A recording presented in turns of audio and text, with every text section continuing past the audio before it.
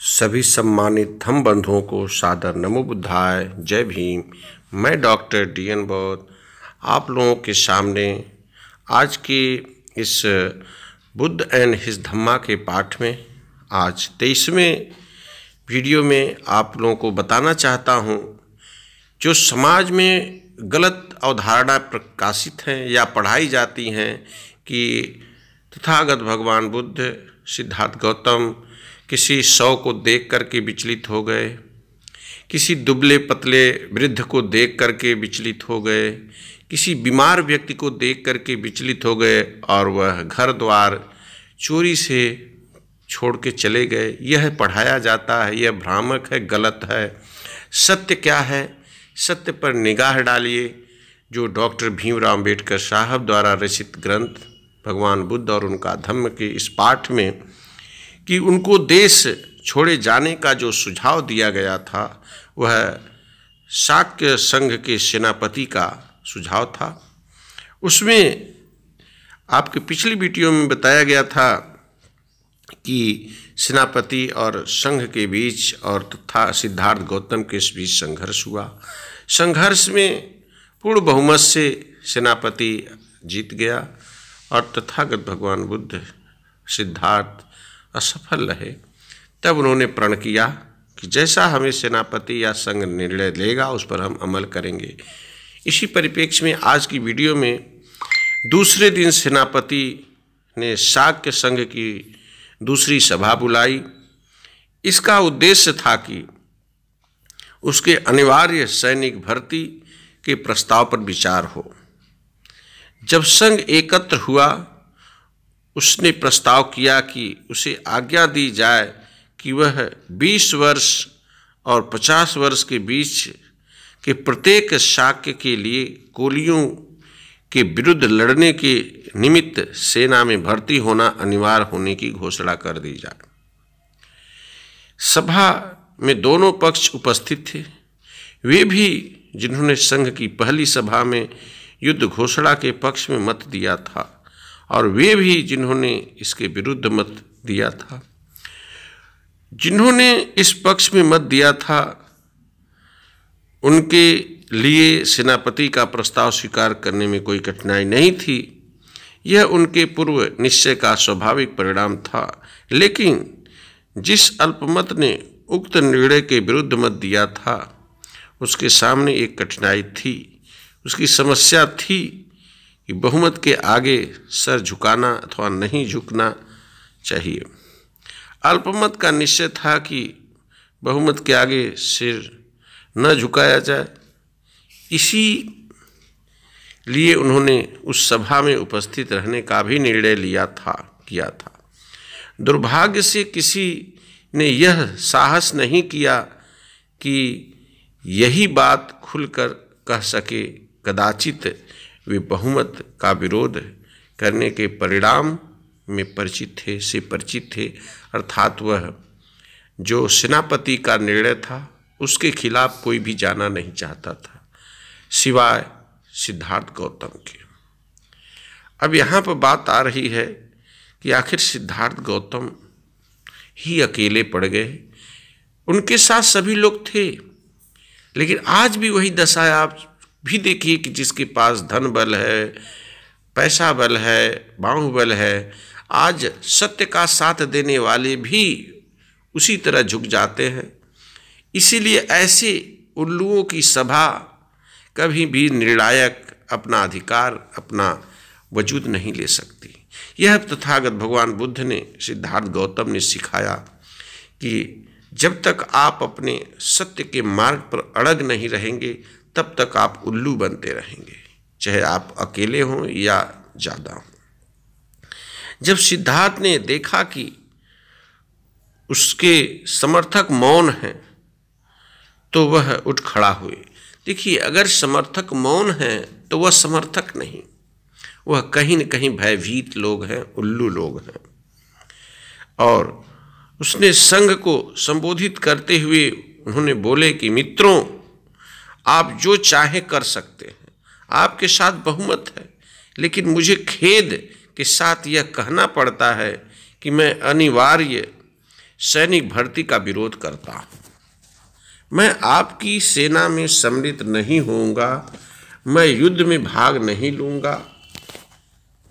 और सिद्धार्थ गौतम को उत्तर देते हुए सेनापति ने कहा कि यह उस समय जो आप शपथ की याद करो जो तुमने संघ के सदस्यता ग्रहण करते समय ली थी।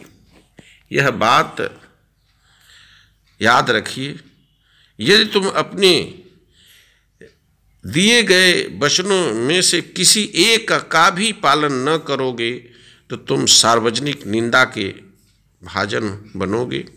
सिद्धार्थ का उत्तर था, निःसंदेह मैंने अपने तन मन धन से शाक्यों के हितों की रक्षा करने का वचन दिया है, लेकिन मैं नहीं समझता कि यह युद्ध शाक्यों के हित में है। शाक्यों के हित के मुकाबले वे सार्वजनिक निंदा का मेरे लिए कोई मूल्य नहीं है। सिद्धार्थ ने संघ को इस बात की याद दिलाई और सावधान किया कि कोलियों से निरंतर झगड़ते रहने के कारण शाक्य संघ बहुत कुछ कौशल नरेश के हाथ का खिलौना बन गया है। इसकी कल्पना करना आसान है कि यह युद्ध शाक्य संघ को और भी अधिक दुर्बल बना देगा और इससे कौशल नरेश को एक और ऐसा अवसर मिल जाएगा कि वह शाक्य संघ की स्वतंत्रता को और भी अधिक घटा देगा। कौशल नरेश प्रसेनजीत सभी छोटे छोटे राज्य के संघों के मुखिया थे। जो संघ पूर्ण रूप से उनकी बात अमल नहीं करता था, उनकी स्वतंत्रता कम कर दी जाती थी। सेनापति को क्रोध आ गया और बोला, तुम्हारा यह भाषण कौशल हमारे किसी काम का न आएगा। तुम्हें संघ के बहुमत के सामने सिर झुकाना होगा। शायद तुम्हें इस बात का बहुत भरोसा है कि कौशल नरेश की अनुमति के बिना संघ अपनी आज्ञा की अवहेलना करने वाले को फांसी या देश से निकाला जाने की भी सजा नहीं दे सकता। क्या इतना भी कौशल नरेश से पूछना पड़ेगा? यदि इनमें से कोई भी एक दंड तुम्हें दिया जाए तो कौशल नरेश इसकी अनुमति नहीं देगा। कहने का तात्पर्य है कि क्या संघ को ये भी इतनी शक्ति नहीं कि अपने साथ देश में होने वाले अन्यायी का वह दंड न दे सके? इतना भी पूछना पड़ेगा। लेकिन याद रखो, संघ तुम्हें दूसरे अनेक तरीकों से दंडित कर सकता है। संघ तुम्हारे परिवार के सामाजिक बहिष्कार का निर्णय कर सकता है और संघ तुम्हारे परिवार के खेतों को जब्त कर सकता है। इसके लिए संघ को कौशल नरेश की अनुमति की आवश्यकता नहीं है। सेनापति ने ऐसा सिद्धार्थ गौतम को सुनाया। सिद्धार्थ ने समझ लिया कि यदि उनके कोलियों के विरुद्ध युद्ध घोषणा करने के प्रस्ताव का अपना विरोध जारी रखा तो उसके क्या क्या परिणाम हो सकते हैं।